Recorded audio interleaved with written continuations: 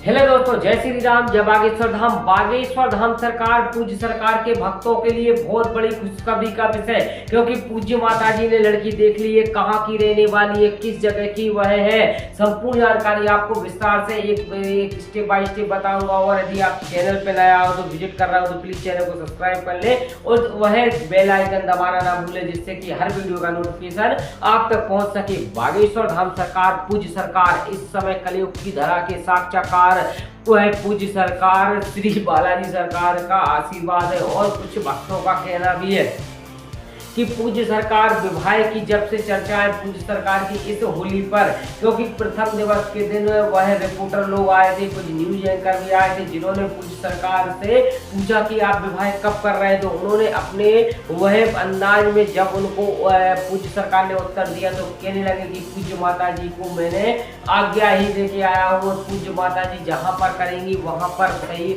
वह शादी करूँगा और पूज्य माता जी और माता पिता और गुरु की आज्ञा विवाह करूंगा।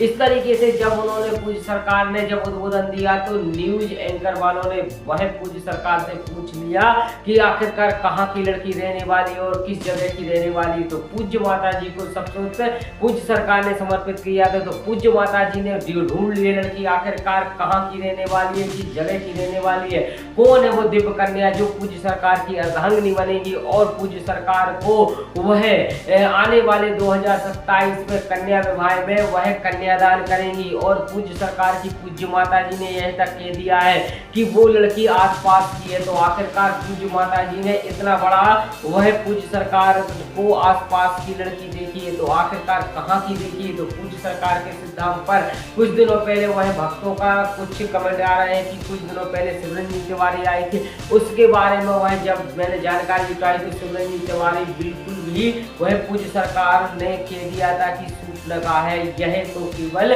यहाँ पर ना कटवाने आई है। तो पूज्य सरकार का विवाह उससे तो हो नहीं सकता। आने वाले 2017-18 में जब वह लड़की का रिश्ता लेकर वह पूज्य सरकार के पास आए थे तो पूज्य सरकार ने स्पष्ट थोड़ा विराम ले लिया था। और वह पूज्य सरकार ने विराम लेने के साथ साथ पूज्य सरकार ने ये कहा था कि अभी हमें वह कुछ कार्यरत करना है, इसके बाद विवाह के बारे में सोचेंगे। तो क्या 2017 में जो लड़की का रिश्ता आया था पूज्य सरकार के घर पर, तो वो लड़की का ही उसी लड़की से होगा विवाह? तो बिल्कुल भी वह उस लड़की से नहीं होगा विवाह, क्योंकि पूज्य सरकार के लिए कुछ इस तरीके से वह पूज्य सरकार विवाह करेंगे। क्योंकि आपने त्रेता में भगवान प्रभु राम का तो विवाह देखा ही होगा, और नहीं देखा होगा तो वह टीवीओ में देखा होगा, परंतु जब वह भगवान प्रभु राम का विवाह जब जनकपुर में हुआ था तो वह अयोध्या से जनकपुर जब बारात गई थी तो इतना भव्य और दिव्य इतना ज्यादा लग रहा था कि साक्षात्कार उसी की तर्ज पर पूज्य सरकार का विवाह होगा।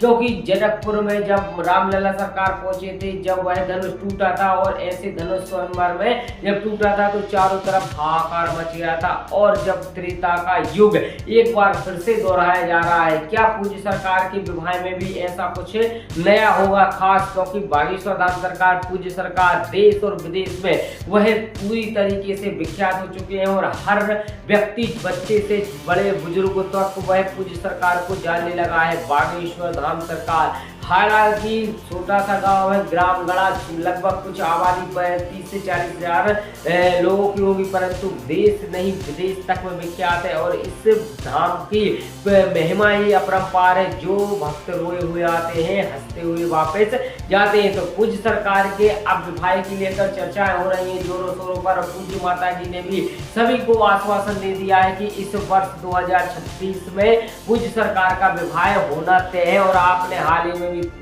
सुना होगा कि वह पूज्य सरकार के जो कन्या वैवाहिक सम्मेलन में जगत गुरु भगवान रामभद्राचार्य जी महाराज जी आए हुए थे, तो उन्होंने भी वह पूज्य सरकार को आदेश दे जाते जाते दे गए थे, क्योंकि पूज्य सरकार का विवाह 2026 में अवश्य होगा। क्योंकि 2027 में जब सम्मेलन होगा तो पूज्य सरकार और गुरु माँ हमारी वह कन्यादान करेंगी। तो पूज्य सरकार की पूज्य माता जी ने आखिरकार इन तीनों लड़कियों में तो फिलहाल में अभी पूज्य माता जी ने नहीं की है, परंतु एक ऐसी जो लड़की है जो आज तक आपने नहीं देखी, ना वो कैमरे के सामने आई है, ना वो आज तक कोई भी बिल्कुल सादा सिंपल है और आज तक आपने नहीं देखी होगी, क्योंकि श्री इंद्रेश उपाध्याय जी का भी विवाह वह ऐसा ही हुआ था शिप्रा जी से, क्योंकि शिप्रा जी से इस तरीके से केवल मात्र एक बार भेंट हुई थी, फिर क्रम दर क्रम बढ़ने लगा था और आखिरकार उनका विवाह जयपुर के आमद पैलेस में भव्य और दिव्य तरीके से हुआ। पूज्य सरकार के वह परम मित्र है और वह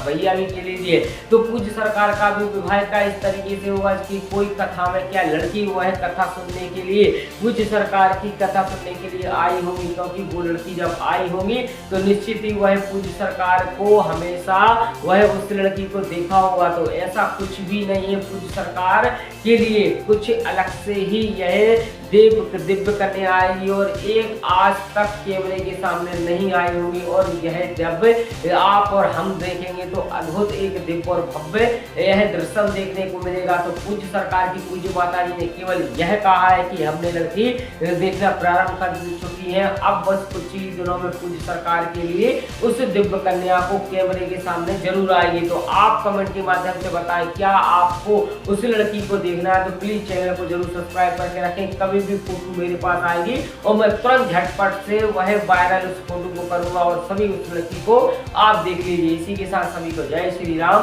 जय बागेश्वर धाम।